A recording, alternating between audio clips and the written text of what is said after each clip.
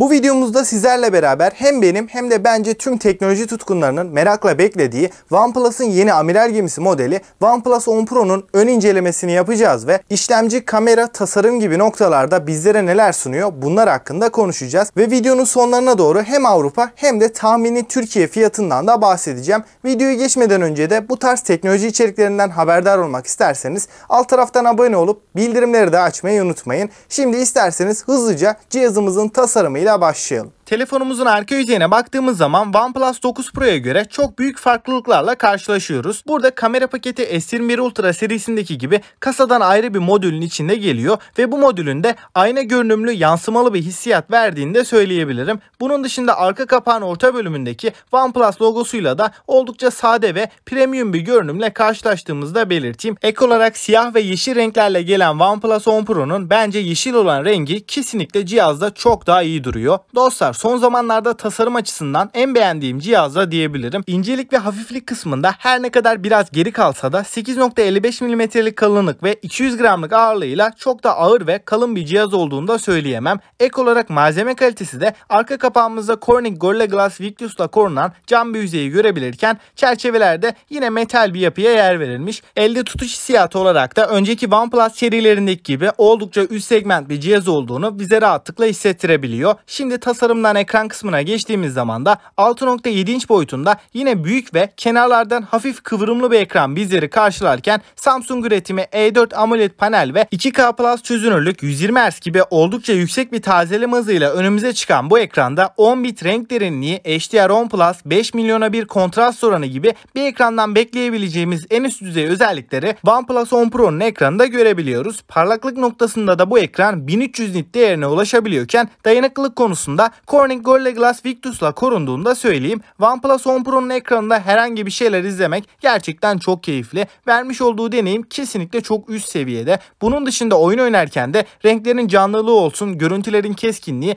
yine her noktada oldukça başarılı diyebilirim. Dostlar, ekran konusunda OnePlus 10 Pro telefon dünyasının ekran konusunda zirvesinde yer aldığını belirteyim. Şimdi işlemciden bahsetmem gerekirse OnePlus 10 Pro'da Snapdragon'un en yeni nesil ve en düşük üretim teknolojisine sahip olan 4 nanometre mimarili Snapdragon 8 Gen 1 işlemcisi önümüze çıkabilirken RAM kısmında 8 ve 12 GB'lık seçenekler sunulmuş durumda. Depolama biçimi olarak da UFS 3.1 ve depolama alanı noktasında da 128 ve 256 GB'lık iki farklı depolama alanımız bulunuyor. OnePlus 10 Pro bu işlemciyle birlikte piyasadaki en güçlü Android telefon diyebiliriz. Ama tabii ki bu cihazın detaylı testleri ve rakipleriyle karşılaştırmaları da gelecek. Şimdi donanımdan kamera kısmına geçtiğimiz zaman arka tarafta yer alan üçlü ve büyük kamera sistemimizin ana kamerasında 48 megapiksel çözünürlüğünde Sony IMX789 sensörünü görürken 7 elementli lense ve HDR OIS desteğini de görebiliyoruz. Burada güzel bir ana kamera kullanılmış diyebilirim. İkinci kameraya baktığımız zaman da 50 megapiksel f2.2 ultra geniş açı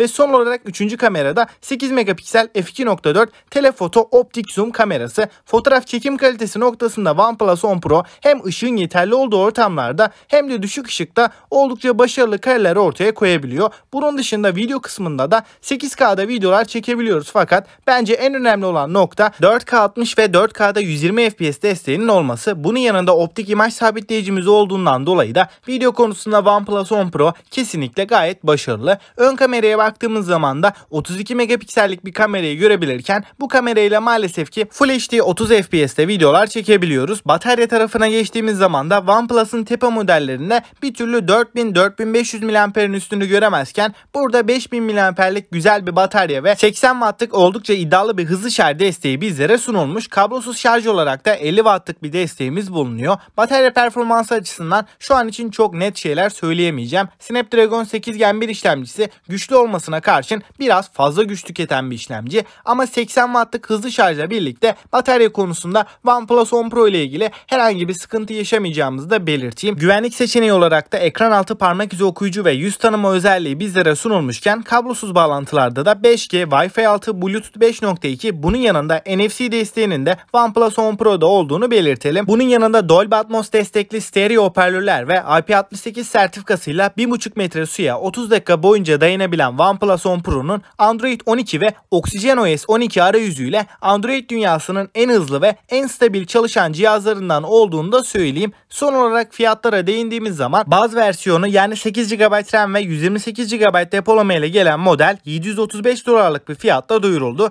Yani bu cihazı yurt dışı olarak 10-11 bin TL bandında alabilecekken garantili olarak da maalesef en az 18 bin liralık bir fiyatının olacağını belirteyim. Dostlar, açıkçası OnePlus 10 Pro'nun sunmuş olduğu genel pakete baktığım zaman gerçekten çok doyurucu özelliklerle geldiğini ve diğer rakiplerine kıyasla uygun fiyatını düşündüğümde de rahatlıkla alınabilecek bir model olduğunu söyleyebilirim. Peki sizler OnePlus 10 Pro hakkında neler düşünüyorsunuz? Görüşlerinizi yorumlar kısmında bekliyorum ve bir sonraki videoya kadar hoşça kalın.